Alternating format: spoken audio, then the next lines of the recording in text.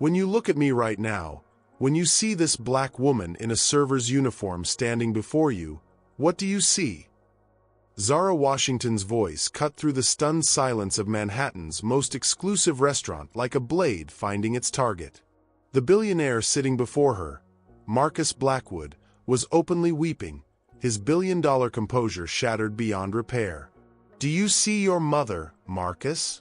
Do you see Mary Blackwood, who cleaned office buildings for 15 years so you could afford college textbooks?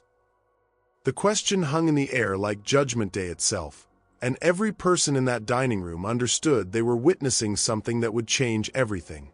Or do you see what you called me 20 minutes ago? Do you see filth? Hey Soul Thread family, before we dive into this incredible story of justice, if you'd like to support the channel and help us keep creating these stories that give voice to the voiceless, I've pinned a support link in the comments below. Every story represents weeks of emotional labor because these truths matter. Thank you for being part of this journey. Two hearts. But let me take you back to how we got to this moment of complete moral devastation. It started with champagne. Expensive champagne that cost more than most people make in a week, being served to a table of men who treated human dignity like a commodity they could buy and sell. Marcus Blackwood sat in his custom-tailored suit, discussing the destruction of workers' pension plans with the casual indifference of someone deciding what to order for lunch. These weren't just numbers on a spreadsheet to him. They were victories. Each stolen pension represented another step up the ladder he'd been climbing his entire adult life.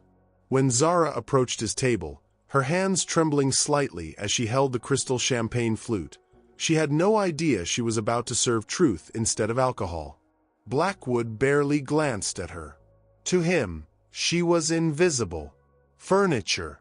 Background noise in his world of power lunches and corporate conquest. That's when he said it. The words that would destroy his carefully constructed empire faster than any market crash ever could. "You're filth," he told her, his winter eyes cold as death. "People like you are exactly what's wrong with this country." The fractured rainbows from the crystal chandelier seemed to shatter further as his casual cruelty filled the space between them. Zara's forced smile, the kind every service worker learns to survive workplace abuse, masked the fire building inside her. Because what Marcus Blackwood didn't know was that Zara Washington wasn't just a server. She was a third-year law student at Columbia University. She'd spent 2 years researching every illegal practice his company had ever committed. And she knew something about his past that would make his billion-dollar empire crumble like a house of cards in a hurricane.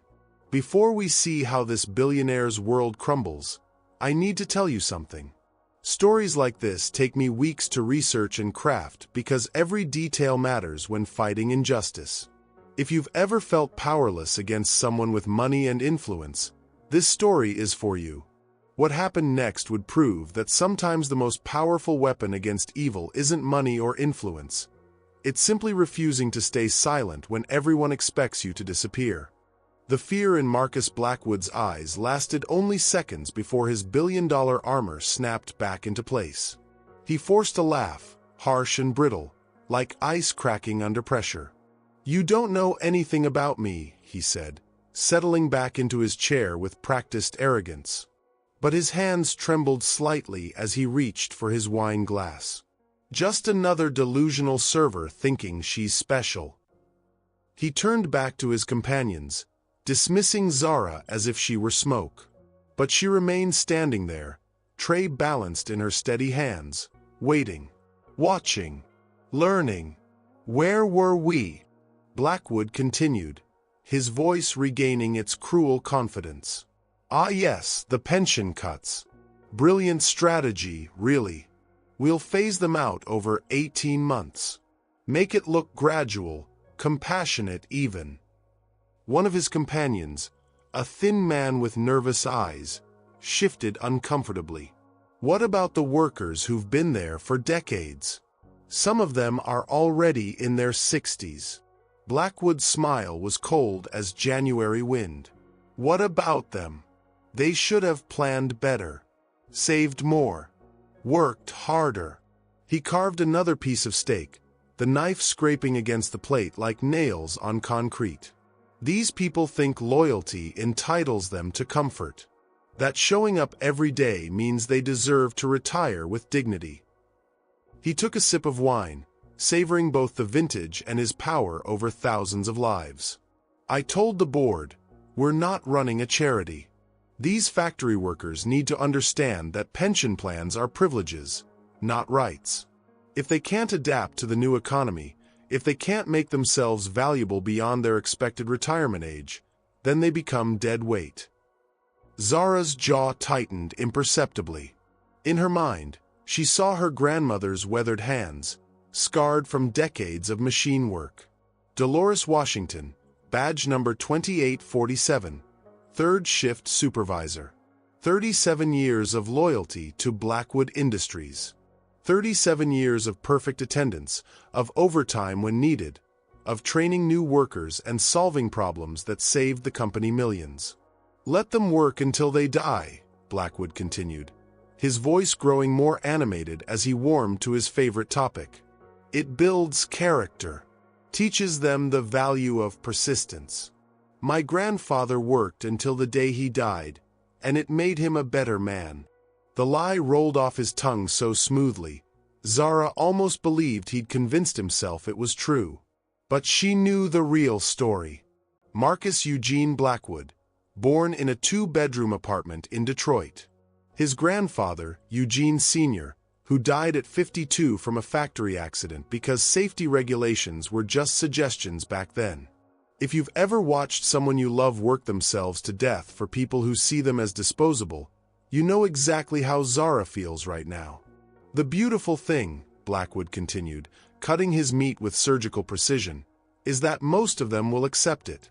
They'll grumble, they'll complain to their union reps, but ultimately they'll keep showing up. Because they have no choice, no options, no power. His companions nodded along, their discomfort masked by expensive wine and the comfort of their own secure futures. They'll work through their 70s if they have to, and honestly, they should be grateful for the opportunity. How many people get to stay productive that long? He laughed, a sound devoid of warmth. Some of them might even thank us for keeping them busy. Retirement kills people anyway, gives them too much time to think about their failures. Zara's grandmother had worked until 73, not by choice, but because Blackwood's previous pension cuts had made retirement impossible. Heart medication cost $600 a month. Rent in her Detroit neighborhood had tripled as developers moved in.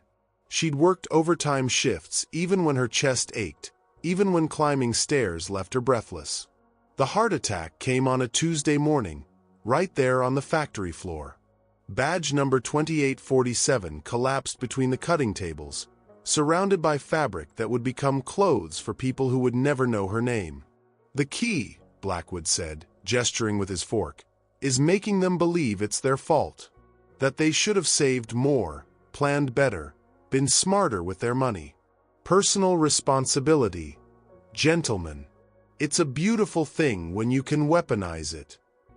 His companions chuckled, the sound echoing off marble walls that had witnessed countless conversations just like this. Powerful men deciding the fates of powerless people over meals that cost more than monthly salaries. Zara continued pouring champagne at nearby tables, but her attention remained fixed on the man who had killed her grandmother as surely as if he'd pushed her down those factory stairs himself. The man who sat here now, joking about the suffering he'd caused, planning new ways to extract profit from human misery. "You people," he suddenly said, his voice cutting through the ambient restaurant noise. He was looking directly at Zara now, his winter eyes focusing on her with predatory interest. "You understand what I'm talking about, don't you?" The question hung in the air like a loaded gun. Every person of color watching this knows exactly this feeling. Every woman who's been dismissed knows this rage. If you've ever been called worthless by someone who should have seen your value, you understand the fire building in Zara's chest right now. You people always expect someone else to take care of you, Blackwood continued, his voice rising just enough to capture the attention of nearby tables. Always looking for handouts, for sympathy, for someone to blame when life doesn't go your way. The restaurant seemed to freeze. Conversations at other tables stopped mid-sentence. Silverware paused halfway to mouths. Even the servers moving between tables slowed their pace, sensing something toxic spreading through the air. Zara felt that familiar burn rising in her chest, the same fire she'd carried since childhood. Every assumption made about her intelligence. Every time she'd been followed through stores. Every moment she'd been forced to prove she belonged in spaces where others were simply accepted. But this time was different. This time, the rage came with knowledge, with purpose, with the weight of her grandmother's weathered hands guiding her toward truth. Standing around, expecting the world to accommodate your limitations, Blackwood pressed on, feeding off the uncomfortable energy he'd created. No work ethic, no vision, no understanding of what it takes to build something meaningful. His companions shifted in their seats, their faces showing the particular discomfort of people watching a car accident in slow motion. They wanted him to stop, but they lacked the courage to intervene. Cowardice dressed in expensive suits. "You probably think I owe you something," Blackwood continued, his voice gaining volume and venom. "That because you show up, because you smile and serve drinks, you deserve respect. Deserve consideration." The words hit Zara like physical blows. Not because they were true, but because she recognized them. They were the same words she'd heard whispered in law school hallways. The same assumptions that followed her into every boardroom, every interview, every space where her presence challenged their comfort. In her mind, she heard her grandmother's voice one last time. Not the strong woman who'd raised her, but the exhausted woman gasping for breath on a hospital bed, machines keeping her heart beating just long enough to say goodbye. "Baby girl," Dolores had whispered, her weathered hands trembling as they touched Zara's face. "Don't let them make you smaller. Don't let them convince you that their cruelty is your fault. Sometimes the most powerful thing you can do is tell the truth when everyone expects you to stay silent." Those hands had braided her hair every morning before school, had packed her lunches with love when there wasn't enough food for both of them, had worked themselves to the bone so Zara could dream of something better. Those same hands that had sewn clothes for Blackwood Industries, that had operated machines that made him rich while she struggled to pay for the medicine that might have saved her life. "You think you can stand there and judge me?" Blackwood's voice cracked like a whip. "You think your opinion matters? You think anyone in this room cares what you think about anything?" The humiliation was meant to break her, to send her scurrying back to the kitchen, back to invisibility, back to the role he'd assigned her in his twisted hierarchy. Instead, something crystallized in Zara's chest. A clarity that cut through years of conditioning, years of survival, years of making herself smaller to fit into their world. She set the champagne bottle down with deliberate care, her movements precise and controlled. Around them, the restaurant held its collective breath, sensing that something fundamental was about to shift. The powerful man and the powerless woman. The billionaire and the server. The oppressor and the oppressed. Except those roles were about to change forever. What truth will she reveal that destroys him? How does a server have power over a billionaire? And what happens when someone finally refuses to stay silent in the face of evil? The answer is about to rewrite everything you thought you knew about justice. Zara looked Marcus Blackwood directly in the eyes, and something electric passed between them. Not attraction, not fear, recognition. "Mr. Blackwood," she said, her voice carrying a strange, quiet power that filled the entire room. Every conversation within 30 feet stopped. Every fork paused mid-bite. Every breath held. "I know exactly who you are." The words landed like stones dropped into still water, sending ripples of tension across the dining room. But it wasn't what she said that made the temperature drop 10 degrees. It was how she said it. Gone was the deferential tone, the careful politeness, the practiced invisibility of the service industry. In its place was something that made grown men in $1,000 suits suddenly sit up straighter. Authority. Blackwood blinked, his face cycling through confusion, irritation, and something else. Something he hadn't felt in decades. The unfamiliar sensation of being seen by someone he dismissed as furniture. "What did you say?" His voice cracked slightly, betraying the first hairline fracture in his armor. Zara smiled. Not the practiced, customer service smile she'd worn moments before. This smile held secrets, held power, held the promise of consequences he couldn't yet comprehend but somehow knew were coming. "I said I know exactly who you are, Marcus." She used his first name like a key turning in a lock. "And more importantly, I know exactly who you were." The color drained from Blackwood's face like blood leaving a corpse. His companions exchanged glances, confusion written across their expensive features. They sensed the shift but couldn't understand it. How had their server, their invisible background noise, suddenly become the most dangerous person in the room? "You don't know anything," Blackwood whispered, but his hands betrayed him. They trembled as they reached for his wine glass, missing it on the first try. Around them, the restaurant had transformed into something resembling a courtroom. Diners at nearby tables had given up any pretense of eating. They watched with the fascination of people witnessing a car accident, unable to look away from the collision of power and truth playing out before them. A server, a black woman in a pressed uniform, had just made a billionaire afraid. The impossible was happening in real time. If you've ever dreamed of having this power over someone who hurt you, who dismissed you, who treated you like you were nothing, you understand the electricity crackling through that dining room right now. Zara took a step closer to the table. Not aggressive, not threatening, but deliberate, purposeful, like a chess master moving into position for checkmate. "Don't I?"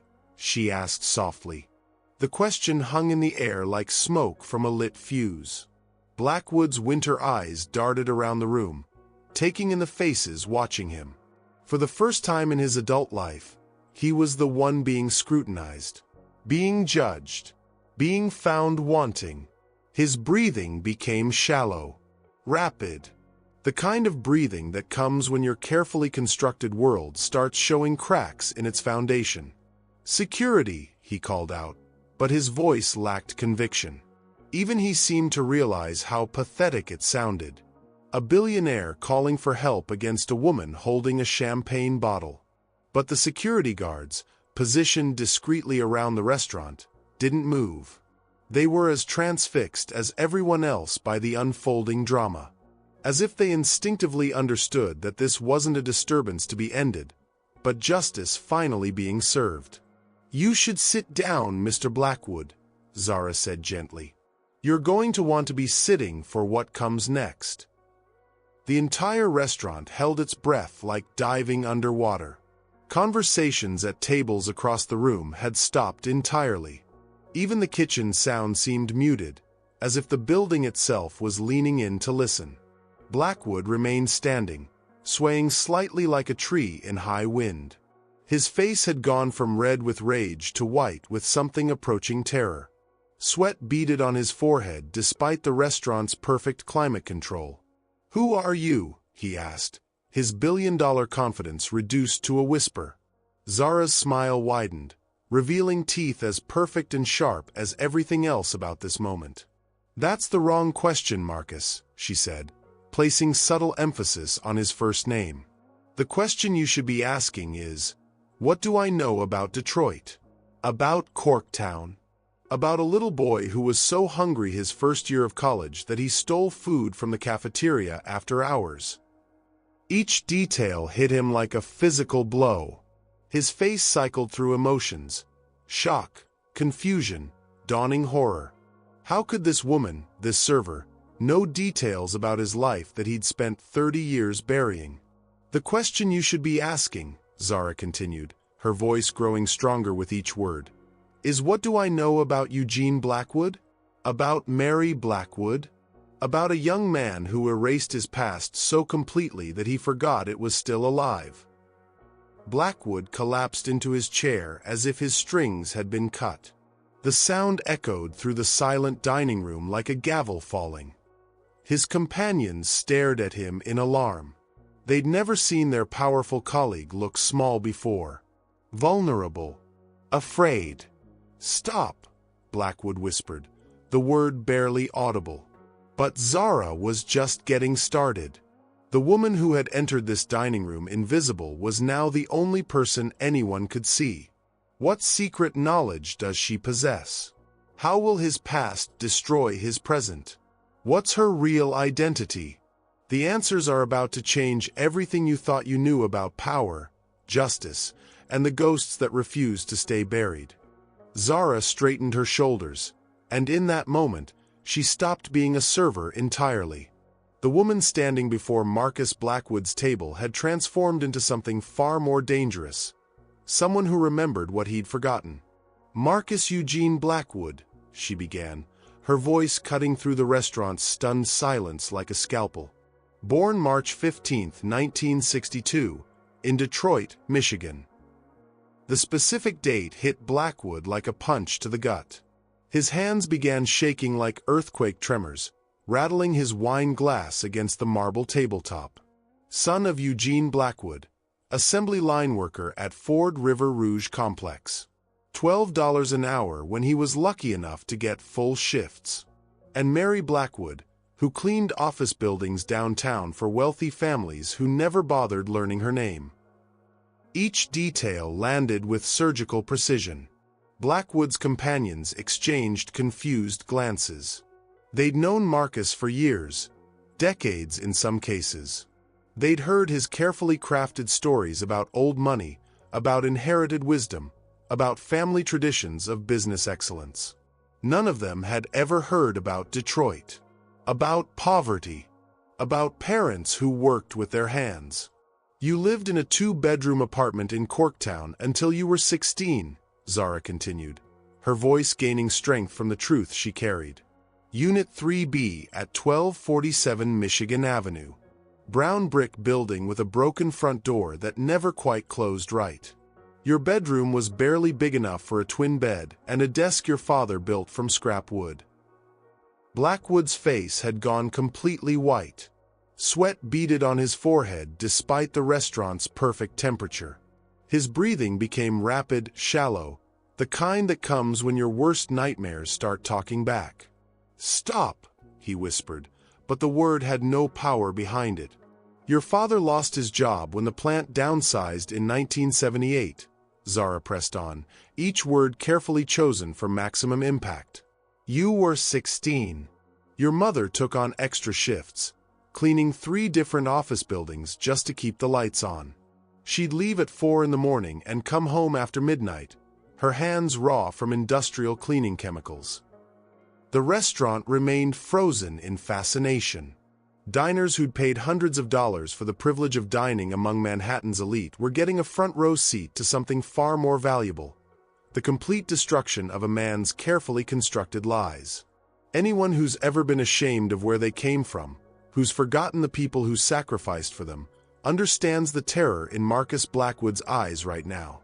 "You wore second-hand clothes to school," Zara continued, her voice steady as stone. "Goodwill specials that you tried to make look expensive. You lied about your address so you could attend Cass Technical High School across town, taking 2 buses each way because the education was better than what your neighborhood offered." Blackwood's mouth opened and closed like a fish drowning in air. No words came out. How could this woman know these things? These specific, intimate details that he'd buried so deep he sometimes convinced himself they'd happened to someone else? "You got a scholarship to University of Michigan," Zara said, "need-based financial aid because your family couldn't afford even community college tuition. You worked 3 jobs to pay for books and food.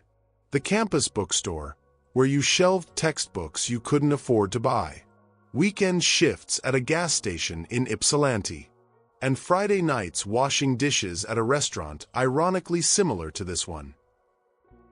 His companions were staring at him now with expressions ranging from confusion to something approaching pity. The Marcus Blackwood they knew didn't wash dishes, didn't work gas station shifts, didn't know what it felt like to choose between textbooks and meals. You were hungry most of your freshman year, weren't you, Marcus? Zara's voice softened slightly, but the words hit harder because of their gentleness. Really, truly hungry. Not the fashionable hunger of someone skipping lunch for a business meeting. The kind of hunger that keeps you awake at night. That makes you dizzy during lectures. That teaches you exactly how many saltine crackers you can take from the cafeteria before someone notices. A single tear rolled down Blackwood's cheek. Not from sadness, but from the overwhelming shame of having his buried truth excavated in front of people whose respect had taken him 30 years to earn. "Please," he whispered, the word barely audible. But Zara wasn't finished. The woman who'd served him champagne was gone, replaced by someone who served justice with the same careful precision. The beautiful irony, Marcus, is that right now, in this moment, you're sitting in a restaurant that costs more per meal than your parents made in a month, discussing the destruction of pension plans for people exactly like them. Factory workers, cleaning staff, people who work with their hands and dream of something better for their children. The hypocrisy hung in the air like smoke, visible and choking. How does she know these intimate details? What's the personal connection? How much deeper does this go? The answers are about to break more than just one man's carefully constructed facade. Zara reached into her apron pocket with deliberate slowness, her movements watched by every person in the dining room. What she pulled out wasn't a weapon or a photograph. It was something far more devastating to Marcus Blackwood. A piece of paper. Old. Yellowed. Official. "You changed your name," she said, placing the document on the white tablecloth between them. "From Eugene Marcus Blackwood to Marcus Eugene Blackwood when you started at Goldman Sachs in 1987. Blackwood's eyes fixed on the paper like it was a coiled snake. It was a legal name change certificate, filed in New York County 35 years ago. Evidence of the moment he'd murdered his own identity. "You thought it sounded more distinguished," Zara continued, her voice carrying the weight of absolute certainty. "Eugene was too working class, too reminiscent of your father's grease-stained hands and your grandfather's factory accidents." Marcus felt powerful, executive, the kind of name that belonged in boardrooms instead of break rooms. His hands trembled as they reached for the document, then pulled back as if it might burn him. Around them, his companions shifted uncomfortably, beginning to understand that they'd never really known the man they'd called friend. But the name change was just the beginning, wasn't it? Zara's voice hardened. "You erased your past like wiping blood from a crime scene. New accent, new story, new family history that conveniently started with your first Goldman Sachs bonus." Blackwood tried to speak, but only a strangled sound emerged. The confident billionaire who'd called her filth minutes earlier had been reduced to a broken man confronting ghosts he'd thought were safely buried. "Security," he finally managed, his voice cracking like an adolescent's. "Someone get this woman away from me." But the security guards remained frozen like statues in a museum, transfixed by the moral drama unfolding before them. Even they seemed to understand that this wasn't a disturbance to be stopped. It was justice finally being served on a silver platter. "You want to know the most disgusting part?" Zara asked, leaning forward slightly. "It's not that you were ashamed of where you came from. Shame is human. Shame is understandable." She paused, letting the tension build like pressure in a closed system. "The disgusting part is what you did after you erased Eugene Blackwood. You didn't just forget your past. You declared war on it. The words hit him like bullets to the chest. He staggered backward in his chair, his face cycling through denial, recognition, and something approaching horror. "Every factory you've closed," Zara continued, her voice gaining power with each revelation. "Every pension you've stolen, every community you've destroyed, they're all filled with people exactly like your parents. Working-class families who get up before dawn, who work overtime to pay for their children's dreams, who believe that loyalty and hard work still mean something." Tears were streaming down his face now like rivers of guilt, but Zara showed no mercy. "The Blackwood Industries textile plant in Hamtramck. You remember that one, don't you, Marcus? It's 3 miles from the apartment where you grew up. When you closed it in 2018, you put 800 people out of work. People who lived in the same neighborhoods where you used to catch the bus to school." His breathing became ragged, desperate. The kind of breathing that comes when your entire worldview collapses in real time. "The beautiful thing is, you convinced yourself it was just business. Just numbers on a spreadsheet. But deep down, you knew exactly who you were destroying. You were destroying every version of your parents that still existed in the world." The restaurant remained completely silent except for the sound of Blackwood's labored breathing and the distant clinking of dishes being cleared from abandoned tables. Anyone who's ever betrayed their roots, who's forgotten the people who sacrificed everything for their success, understands the devastating weight of what Zara just revealed. "You didn't just change your name," she said, her voice dropping to barely above a whisper, forcing him to strain to hear his own judgment. "You murdered the boy who cared about people like your parents. You buried him so deep that when you looked at working families struggling to survive, you didn't see your mother's exhausted face or your father's calloused hands." Blackwood was openly weeping now, his billion-dollar composure completely shattered. "You saw enemies to be defeated, problems to be eliminated, dead weight to be discarded. How does she know these intimate details about his corporate decisions? What's the personal connection that drives her knowledge? How much deeper does this devastating revelation go? The answer is about to connect 2 families in ways that will destroy everything Marcus Blackwood thought he knew about his carefully constructed empire." Zara's voice softened, but the softness made her next words cut deeper than any shout could have. "Your mother died in 2019, she said, and the simple statement landed like a death blow. March 3, 2019. Alone in a nursing home in Dearborn, Michigan. Blackwood's entire body convulsed as if she'd struck him with a physical weapon. The tears that had been trickling down his cheeks became a flood, but Zara continued with the relentless precision of a surgeon. Sunset Manor Care Facility. Room 247. She'd been there for 3 years, paying her own way with Social Security and the small pension she'd managed to save before companies like yours started stealing them. The restaurant had become a tomb, every person holding their breath as they witnessed the complete destruction of a man's soul in real time. She kept asking the nurses when her son was coming to visit, Zara continued, her voice carrying a gentleness that somehow made the words more devastating. Marcus Blackwood, she'd tell them. The successful businessman. He's very busy, but he'll come when he can. Blackwood doubled over in his chair as if the words were physical blows hitting his body. His hands pressed against his chest like he was trying to hold his heart inside his ribcage. The nurses thought she was confused at first. Dementia, maybe. Because no son visits his mother for 3 years. No son ignores 47 phone calls. No son changes his number without telling his dying mother where to reach him. Every parent watching this who sacrificed for ungrateful children, every child who's watched parents struggle while pursuing dreams, feels the knife twisting in Marcus Blackwood's chest right now. But Mary Blackwood wasn't confused, Zara pressed on. She was heartbroken. And she was proud. Prouder than any mother has a right to be of a son who treated her like a shameful secret he needed to bury. She reached into her apron again, this time pulling out a small stack of yellowed newspaper clippings held together with a rubber band.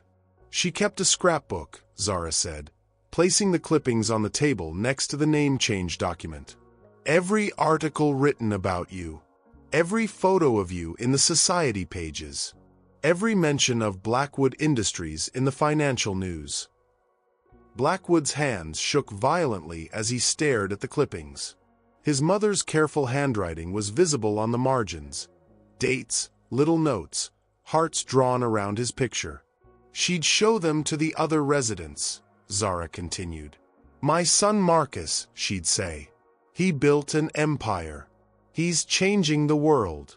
She was so proud, Marcus. Even after you stopped calling. Even after you missed her birthday 3 years in a row. Even after she had to sell her wedding ring to pay for her medication. The sound that came from Blackwood's throat wasn't quite human.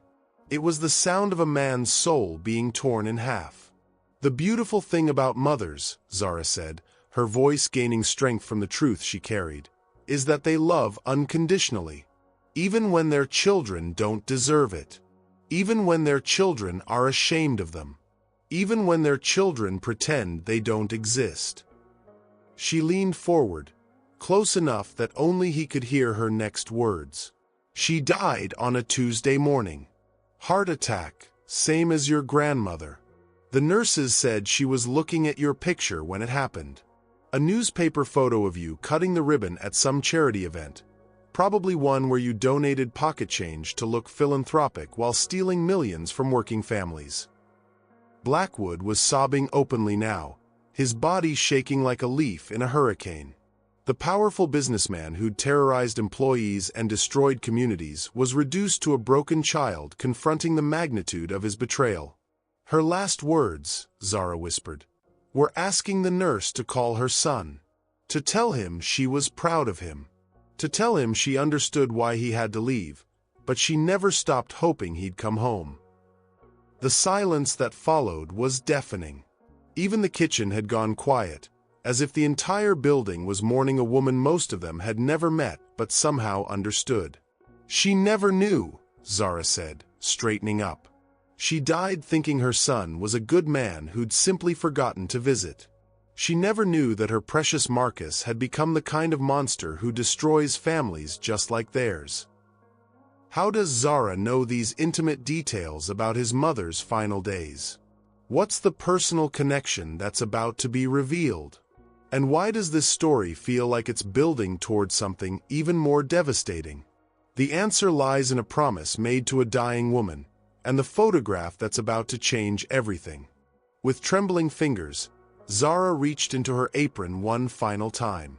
What she pulled out wasn't another document or clipping.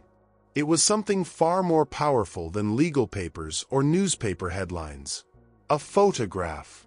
Small, worn, creased from years of being carried like a sacred relic. She placed it gently on the white tablecloth, right next to the scrapbook clippings of Blackwood's achievements. The contrast was devastating. His mother's proud collection next to this faded image that would explain everything. That's my grandmother, Dolores Washington, Zara said softly. And that's your mother, Mary Blackwood. The photograph showed 2 women in identical cleaning uniforms, arms around each other's shoulders, smiling despite their obvious exhaustion. One black, one white.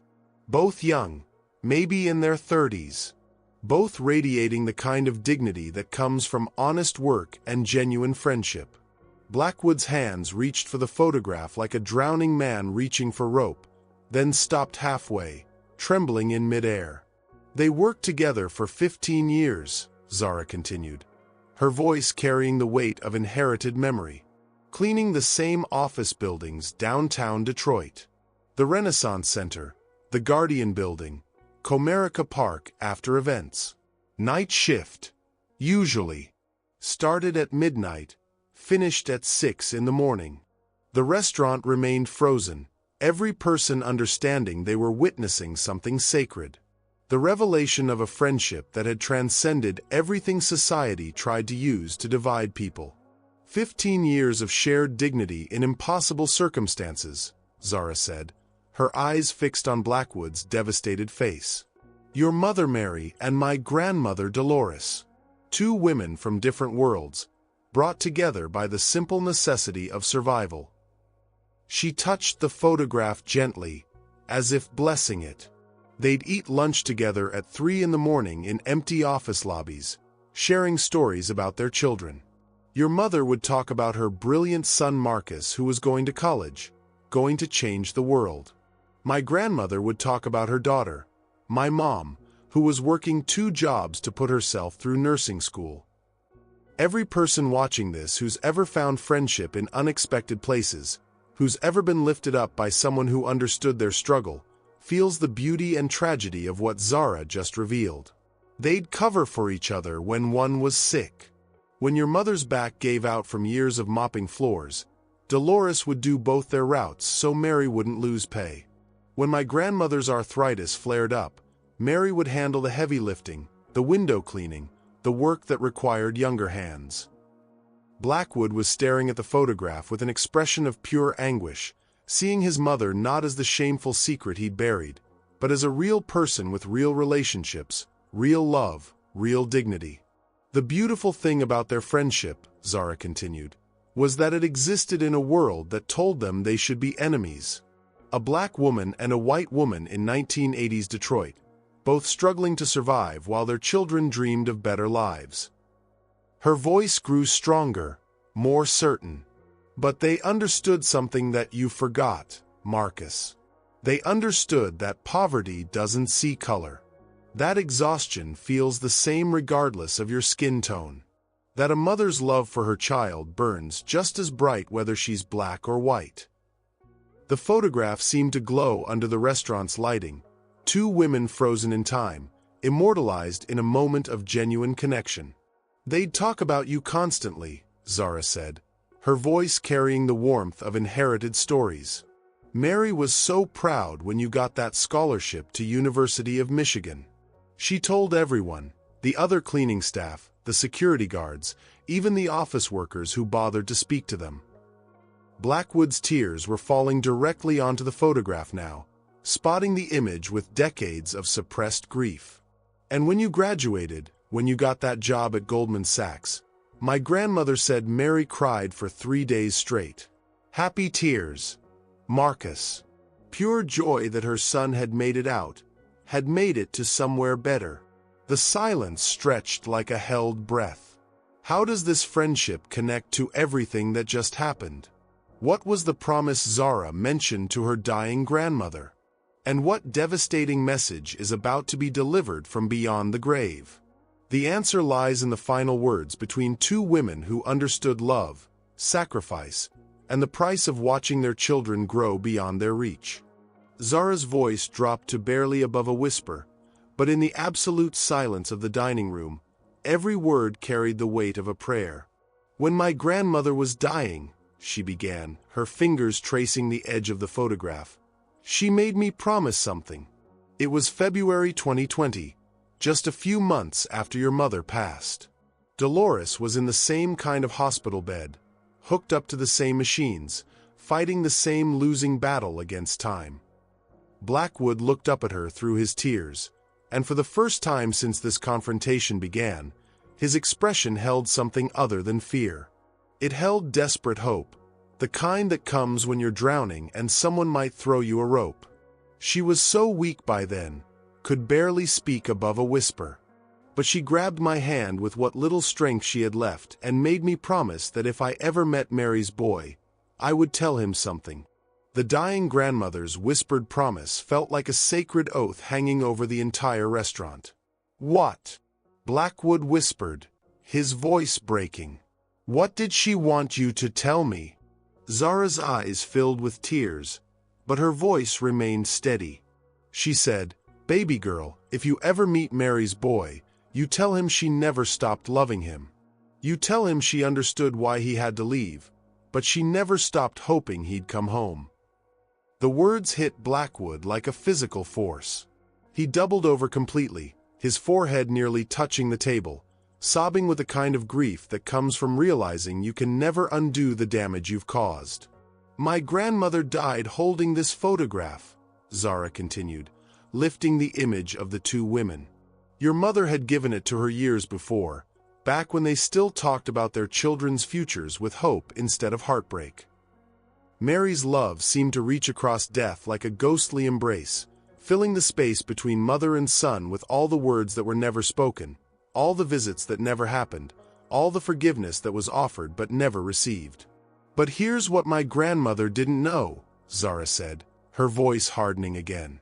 She didn't know that Mary's boy had grown up to become the kind of man who destroys families exactly like theirs. She didn't know he'd forgotten that his success was built on his mother's sacrifices, his father's calloused hands, and the love of people who worked themselves to death so he could dream of something better. Every person who's ever forgotten where they came from, who's ever turned their back on the people who sacrificed everything for their success, feels the crushing weight of Marcus Blackwood's guilt right now. Zara leaned forward until her face was inches from his, her voice carrying the authority of someone who spoke for the dead. So here's my question for you, Marcus Eugene Blackwood, she said, each word carefully chosen for maximum impact. When you look at me right now, when you see this black woman in a server's uniform standing before you, what do you see? The question hung in the air like Judgment Day itself. Do you see your mother, Marcus? Do you see Mary Blackwood, who cleaned office buildings for 15 years so you could afford college textbooks? Do you see the woman who raised you to believe that hard work and dignity mattered more than the color of your skin or the size of your bank account? The restaurant was frozen like time had stopped for moral reckoning. Or do you see what you called me 20 minutes ago? Zara's voice rose slightly, carrying the righteous anger of generations. Do you see filth, Marcus? Do you see someone worthy of your contempt, your dismissal, your casual cruelty? Blackwood tried to speak, but only strangled sounds emerged from his throat. Because here's the thing, Zara continued, her voice gaining power with each word. If you look at me and see filth, then you're looking at every woman who ever cleaned offices to pay for her child's dreams. You're looking at every mother who worked night shifts and took on extra hours and sacrificed her health so her son could have something better. The moral impossibility of his position was crushing him. He couldn't call her filth without calling his mother filth. Couldn't dismiss her without dismissing every woman like his mother who'd ever worked to lift their children up. You're looking at your mother, Marcus. And if I'm filth, then she was filth too. The silence that followed was deafening. No one moved. No one breathed. The entire restaurant watched as a broken man confronted the ultimate consequence of his betrayal. What will Marcus Blackwood choose? Can he see his mother's face in the woman he called worthless? And what final revelation is about to complete his destruction? The answer lies in one last secret that will change everything you thought you knew about justice, power, and the price of forgetting who you really are. Marcus Blackwood sat in stunned silence, staring at the photograph of his mother and Dolores Washington, his world shattered beyond recognition. The moral question Zara had posed hung in the air like an executioner's blade, waiting to fall. But Zara wasn't finished. Not even close. She reached behind her back and began untying her apron strings with deliberate slowness. Each movement was calculated, purposeful, like a magician preparing for the final trick that would leave the audience speechless. The apron fell away like a superhero, revealing their true costume underneath. "I need to tell you something else, Marcus," she said, her voice carrying a new kind of authority. "I'm not just a server. I haven't been just anything for a very long time." Blackwood looked up at her through his tears, confusion adding another layer to his devastation. "My name is Zara Washington," she continued, straightening to her full height. "Third-year law student at Columbia University. I specialize in corporate accountability, workers' rights, and white-collar crime prosecution." The words hit the dining room like a thunderclap. Blackwood's companions exchanged shocked glances, finally understanding that they'd been witnesses to something far more complex than a restaurant confrontation. This wasn't random. This wasn't chance. This was calculated justice served with surgical precision. I've spent the last 2 years documenting every illegal practice, every pension theft, every safety violation, every act of corporate malfeasance committed by Blackwood Industries, Zara said, her voice gaining power with each revelation. 2 years of building a case like prosecutors build criminal convictions. She pulled a thick manila folder from beneath the serving station behind her, a folder that had been waiting there all along, evidence that this encounter had been planned down to the smallest detail. Tax evasion in the Cayman Islands. Bribery of safety inspectors. Falsified environmental reports. The illegal dumping of chemical waste in predominantly black neighborhoods in Detroit, the same neighborhoods where your parents lived, Marcus. Every document she'd gathered, every law she'd discovered he'd broken, every crime he thought was buried in corporate paperwork, it was all there, carefully cataloged, methodically organized. Anyone who's ever dreamed of seeing justice served to those who think they're above the law understands the electricity crackling through that dining room right now. My thesis advisor at Columbia thinks my research has real potential, Zara continued, her smile returning. But this time it carried the promise of consequences that would echo for years. Maybe even book potential. Publishers love stories about billionaires who destroy the communities that created them. Columbia law felt like a weapon finally being unsheathed, sharp and gleaming and deadly. The working title is The Boy Who Forgot Where He Came From: How Marcus Blackwood Built an Empire on the Graves of His Own People. Blackwood's face went completely white. The realization that his destruction wouldn't end with this humiliation, that it was just beginning, hit him like a physical blow. My grandmother would have been fascinated by the research, Zara said softly. But you know who would have been even more interested? She leaned forward, her voice dropping to a whisper that somehow carried more power than any shout. Your mother. Mary Blackwood would have been very interested to read about what her beloved son really became.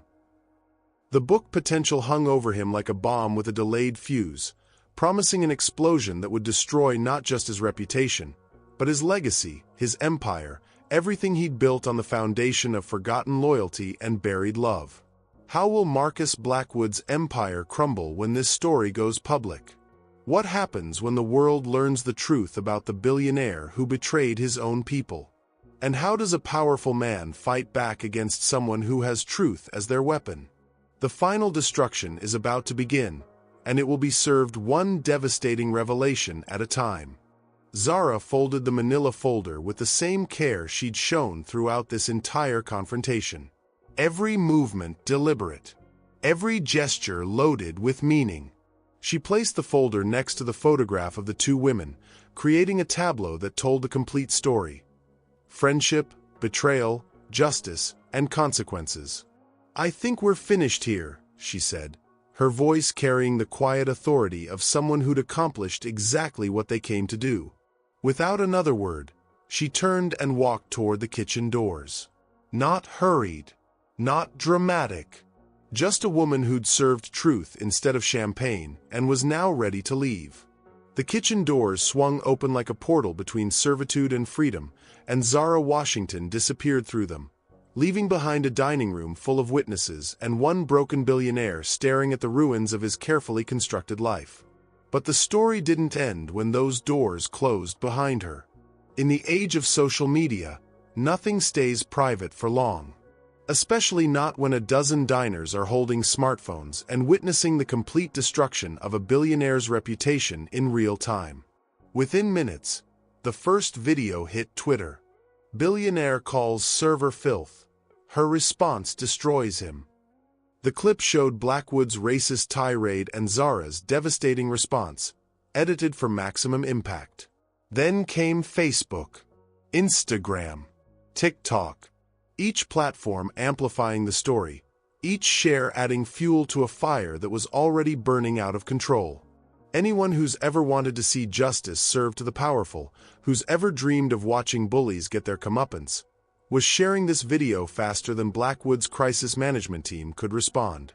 Back in the dining room, Marcus Blackwood sat alone at his table. His companions had made awkward excuses and fled, leaving him isolated with nothing but his guilt and the photograph that reflected his soul like a mirror he couldn't look away from. His phone began buzzing like angry wasps demanding answers. Text after text. Call after call. The outside world discovering what had just happened inside Lou Bernardine's private dining room.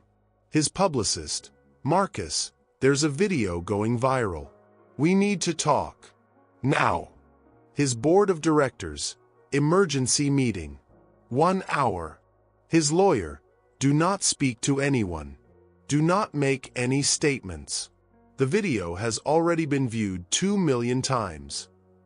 2 million times. In less than an hour, 2 million people had watched Marcus Blackwood call a black woman filth, then get completely destroyed by her response. The empire he'd built on buried truths and forgotten loyalty was cracking like an earthquake had struck its foundation.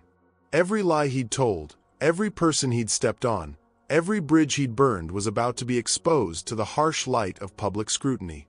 He picked up the photograph with shaking hands, staring at the image of his mother and Dolores Washington.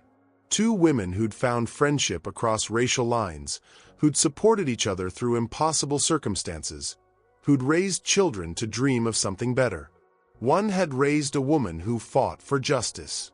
The other had raised a man who'd forgotten what justice meant. The difference between their legacies was now playing out on screens across the world, one viral video at a time. How far will this story spread? What happens when the full extent of his crimes becomes public knowledge? And can a man who's forgotten his humanity ever find his way back to redemption? The final chapter of Marcus Blackwood's empire is about to be written, and it starts with the truth he tried so hard to bury. Outside Lou Bernardine, Zara Washington stepped into the New York night like stepping into a canvas for new possibilities. The city lights reflected off wet pavement, creating patterns that seemed to mirror the light breaking through cracks in systems of power. She walked slowly down West 51st Street, no longer invisible. Every step carried the weight of victory, the satisfaction of truth delivered with surgical precision, the knowledge that sometimes justice arrives exactly when it's needed most. Behind her, in that exclusive dining room, a billionaire sat alone with the consequences of his choices. Ahead of her stretched a city full of people who needed to know that speaking truth to power was still possible in a world that tried to silence voices like hers. The revolution had been served one truth at a time. But this wasn't the end of Zara Washington's story. It was barely the beginning. As she walked through Manhattan's glittering streets, conversations were already happening. In apartments and office buildings, in coffee shops and subway cars, people were watching the viral video, sharing it, discussing it, feeling something shift inside themselves. A young server in Queens saw the video and decided she wouldn't accept disrespect from customers anymore. An elderly janitor in Brooklyn watched Zara's speech and remembered his own dignity, his own worth, his own right to be treated like a human being. A college student in the Bronx realized that her minimum wage job didn't define her value, that her education gave her power, that she could use her voice to speak for those who couldn't speak for themselves. Every person who's ever been dismissed, who's ever been called worthless, who's ever been treated like they were invisible, was finding their reflection in Zara Washington's courage. The real story was just beginning like dawn breaking across the city. Because truth has a way of spreading. One conversation changes minds. One changed mind influences others. One person refusing to stay invisible gives permission for others to step into the light. Zara pulled out her phone and opened social media, watching the numbers climb. 3 million views. 4 million. Comments pouring in from people sharing their own stories of standing up to power, their own moments of refusing to accept disrespect. The notification sound became a rhythm of revolution. Ding, ding, ding. Each notification representing someone who felt less alone, someone who felt more powerful, someone who understood that courage was contagious. She paused under a streetlight and looked back toward the restaurant where Marcus Blackwood was learning that empires built on buried truths never last forever. Then she smiled, the same smile she'd worn when serving champagne to his table, but now carrying different meaning entirely, and continued walking into the New York night, ready to change the next conversation, ready to serve the next truth, ready to remind the next person that invisibility was always a choice. And somewhere in the city, in boardrooms and corner offices, other powerful men were watching that viral video and wondering, who knows my secrets? Who remembers where I came from? Who's going to serve me truth instead of compliments? The revolution was just getting started. If this story moved you, if you felt Zara's courage in your bones, if you've ever needed someone to speak truth when everyone expected silence, then you understand why stories like this matter. Each story I create takes weeks of research, writing, and emotional investment because I believe in the power of hope, justice, and giving voice to the voiceless. These aren't just stories, they're acts of resistance against a world that tries to make good people invisible. Your support doesn't just help create content. It amplifies voices that need to be heard, it validates struggles that deserve recognition, and it builds a community where truth matters more than power. If you've ever felt powerless, if you've ever been dismissed, if you've ever dreamed of justice, this channel is for you, and your support makes these dreams real. Together, we're not just telling stories. We're changing hearts, opening minds, and proving that sometimes the most powerful weapon against injustice is simply refusing to stay silent. Please support us through the link in the pinned comment, because every story matters, every voice deserves to be heard, and every act of courage, no matter how small, can change everything.